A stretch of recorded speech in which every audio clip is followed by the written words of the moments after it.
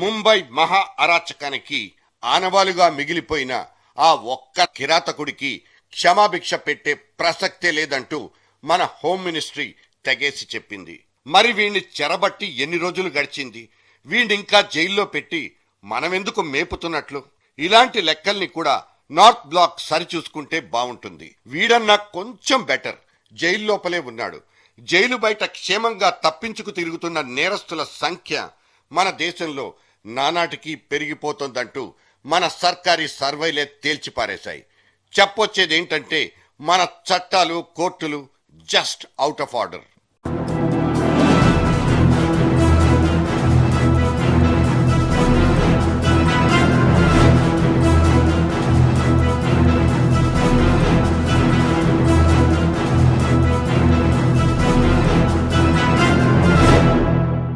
రెండు 2011లో మన దేశం చవిచూసిన హత్యలు 22,626. పట్టుబడి శిక్షలు అనుభవిస్తున్న నేరస్తులు కేవలం 8,718 మంది. 15,423 మానభంగాలు జరిగితే శిక్ష పడ్డ కామాంధులు 4,072 మంది మాత్రమే. 11,585 దొంగతనాలకు గాను ఇప్పటిదాకా దొరికిన దొంగలు జస్ట్ 3,417 మంది మాత్రమే. నేరగాళ్లకు మన వ్యవస్థ ఎంతేసి భద్రత కల్పిస్తోందో చెప్పడానికి ఈ నిష్పత్తులు చాలవా? దాదాపు 65% పైనే నేరగాళ్లు, మోసగాళ్లు ఆరుబయటే కాలరెగరేసి తిరుగుతున్నారన్న ఈ చేదు నిజాన్ని బయటపెట్టింది సాక్షాత్తు మన సర్కారీ సర్వేలే. This is the India's national crime survey.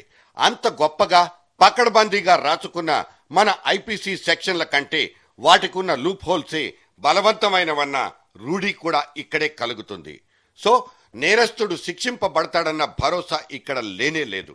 5 ఏళ్లకొక్కసారి టంచన్గా ఎన్నికలు రావచ్చు. ఒక ప్రభుత్వం పోయినా ఇంకో ప్రభుత్వం ఊడిపడొచ్చు. కానీ న్యాయపరమైన ఈ సంక్షోభం మనిషి అనేవాడి బతుక్కి భద్రత కూడా లేకుండా చేసి పారేస్తోంది.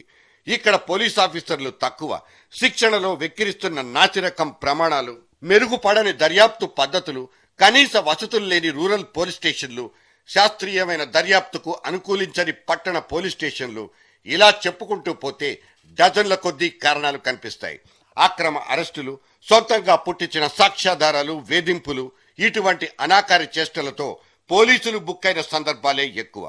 అక్రమంగా నిల్వ చేసి పారేసిన ఆయుధాలు, పేలుడు పదార్థాలు స్వాధీనం చేసేసుకున్నామంటూ ఫోటోలకు, కెమెరాలకు ఫోజులిచ్చే కాకిసార్లు వ్యక్తి స్వేచ్ఛకు భంగం కలిగించే నేరాల గురించి మాత్రం అస్సలు పట్టించుకోరన్న సందేహం ఉంది. మైనారిటీ ప్రాంతాల్లో కూడా వ్యవస్థీకృత నేరాలు, మాఫియా ముఠాలకు క్షేత్రంగా పేరున్న ముంబై లాంటి నగరాల్లో కూడా కన్విక్షన్ రేటు బాగా తక్కువని తేలిపోయింది. అంటే సామాజిక పరిస్థితులు కూడా పోలీసుల జబ్బల్ని విరిచి కట్టేస్తున్నాయా?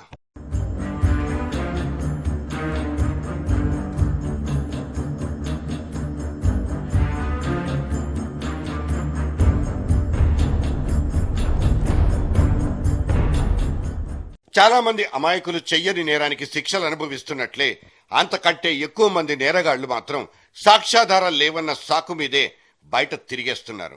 1,00,000 మంది జనాభాకు కనీసం 250 మంది పోలీసులుండాలన్నది ఐక్యరాజ్య సమితి తేల్చిన లెక్క. కానీ మన దేశంలో మాత్రం ఆ లెక్క 134 దగ్గరే ఆగిపోయింది. ఉండాల్సిన దానికంటే ఇది దాదాపు సగం.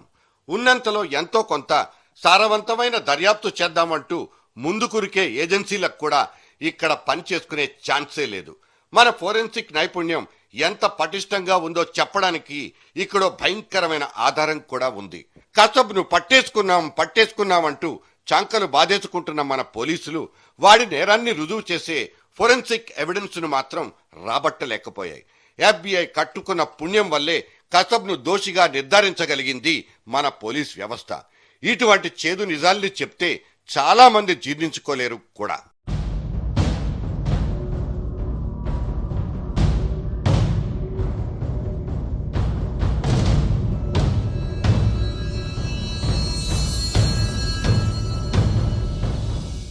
ఇప్పటిదాకా చెప్పుకుందంతా ఫిజికల్ క్రిమినాలజీ గురించి మాత్రమే.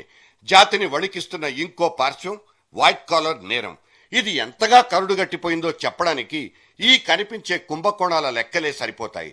జాతీయ పార్టీ అధ్యక్షులే అసలు సిసలు పందికొక్కులంటూ పచ్చిగా బయటకొస్తున్న నిజాలే తాజా నేపథ్యాలు. అధికార కూటమికి నేతృత్వం వహిస్తున్న కుటుంబమే కోట్లకు కోట్లు మింగేసిందన్న అనుమానాలు ఇంకోవైపు. ఇవన్నీ కేసులుగా మారి కోర్టు మెట్లెక్కేది ఎప్పటికీ? ఒకవేళ కోర్టు దాకా పాకినా అక్కడి నుంచి దారి మళ్లిపోవన్న గ్యారంటీ కూడా లేనే లేదు.